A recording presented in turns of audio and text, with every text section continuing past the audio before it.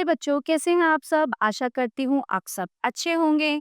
आइए आज हम पढ़ते हैं हिंदी व्याकरण का पार्ट 2, वर्ड और वर्णमाला मीन्स लेटर्स एंड अल्फाबेट्स।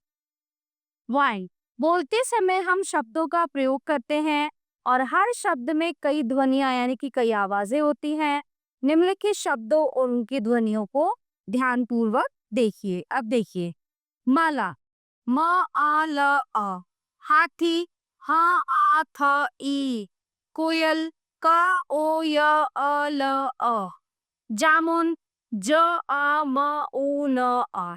ठीक है। अब यहाँ माला, हाथी, कोयल, जामुन शब्द विभिन्न ध्वनियों के मेल से बने हैं। इन ध्वनियों के इससे छोटे टुकड़े नहीं किए जा सकते। इस प्रकार वो ध्वनि जिसके और टुकड़े नहीं हो सके वो वर्ण कहलाती है। ठीक है। आप बात करते हैं वर्णमाला की। किसी भाषा के सभी वर्णों के क्रमबद्ध समूह को वर्णमाला कहते हैं। हिंदी की वर्णमाला को दो भागों में बांटा जा सकता है, अ आ ई उ ऊ रे ए ऐ ओ औ। ठीक है, ये तो हो गए स्वर। अब हम बात करते हैं व्यंजन। क ख ग घ ङ च छ ज झ ण ट ठ ड ढ ण त थ द ध न प फ ब भ म य र ल व श श स ह। तो ये क्या हो गए हमारे व्यंजन। वर्णों के प्रकार। वर्ण दो प्रकार के होते हैं, स्वर और व्यंजन। जो वर्ण किसी अन्य ध्वनि की सहायता के बिना बोले जाते हैं। स्वर को बोलने के लिए हमें किसी की भी आवश्यकता नहीं होती, ये इंडिपेंडेंट होते हैं, उन्हें स्वर कहते हैं और इनकी संख्या होती है 11। ठीक है, ये होते हैं सारे जो हमने अभी पढ़े थे, अ आ ई उ रे ए ऐ ओ औ। तो ये 11 हो गए। अब बात करते हैं व्यंजन। जो वर्ण स्वरों की सहायता से बोले जाते हैं उन्हें व्यंजन कहते हैं और इनकी संख्या 35 होती है। देखिए यहाँ पे सब दिए हुए हैं जो हमने अभी पढ़े थे। ठीक है, कितने होते हैं ये? 35। ड और ढ वर्ण कभी शब्द के आरंभ में नहीं आते। अंग और आह वर्णों को हम अयोगवह कहते हैं। फिर आप बात करते हैं संयुक्त व्यंजन। श, त्र, ज्ञ और श्र दो व्यंजनों के मेल से बने हैं और इसी कारण ये संयुक्त व्यंजन कहलाते हैं। ये इस प्रकार बनते हैं जैसे क और श तो क्ष, त र त्र, ज ण ज्ञ, श र श्र। ठीक है। अनुस्वार और अनुनासिक। नीचे दिए गए चित्रों व उनके नामों पर ध्यान दीजिए। जैसे चंद्रमा, लंगूर, सांप, बाण। अनुस्वार वर्णों के ऊपर लगने वाले बिंदु को अनुस्वार कहते हैं। अनुस्वार वाले वर्णों के उच्चारण में हवा नाक से बाहर निकलती है, जैसे चंद्रमा, लंगूर, पंख, शंख आदि। ठीक है। अब बात करते हैं अनुनासिक। वर्णों के ऊपर लगने वाले चंद्र बिंदु को अनुनासिक कहते हैं। ठीक है। अनुनासिक वाले वर्णों के उच्चारण में हवा नाक और मुंह दोनों से बाहर निकलती है, जैसे सांप, बाण, आंख, चांद आदि। आगे हम बात करते हैं मात्राओं की। मात्रा व्यंजन और स्वर का मेल होने पर स्वर का रूप बदल जाता है और ये बदला हुआ रूप भी मात्रा कहलाता है। और स्वर की कोई मात्रा नहीं होती। ठीक है।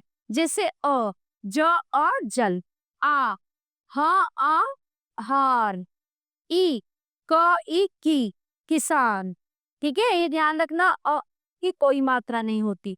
ऐसे ही यहाँ पे देखिए, स्वर मात्रा, मात्रा लगा व्यंजन, खीर, कुर्ता, मूली, नृप, शेर, थैला, मोर, नौका। आ ई ओ औ की मात्राएं व्यंजन के बाद लगती हैं, जैसे ताला, तीर, घोर, पौधा। ठीक है।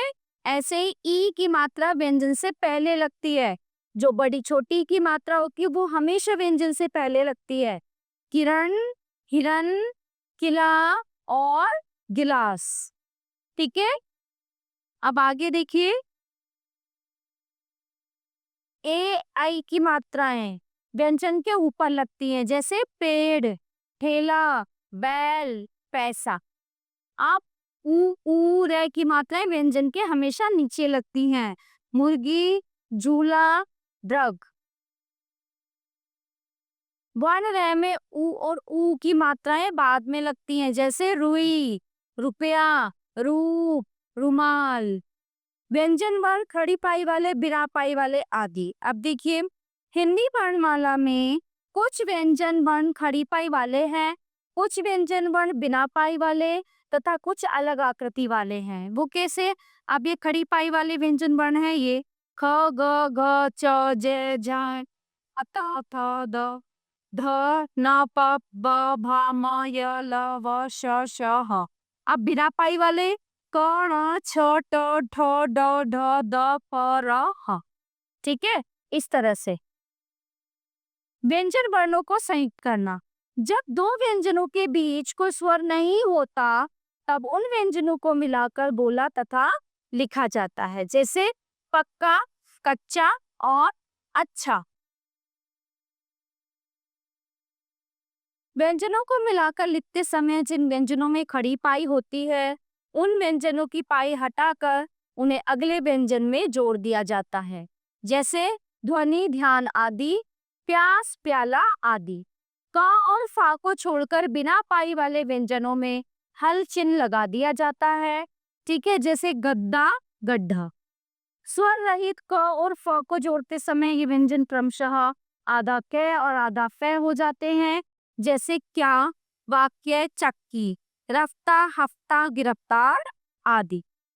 ठीक है, तो प्यारे बच्चों, ये थे हमारे स्वर और व्यंजन। हमने इनके बारे में सीखा और जाना। ठीक है, आशा करती हूँ आपको ये पाठ बहुत अच्छे से समझ आया होगा। मिलते हैं अगली कक्षा में। धन्यवाद।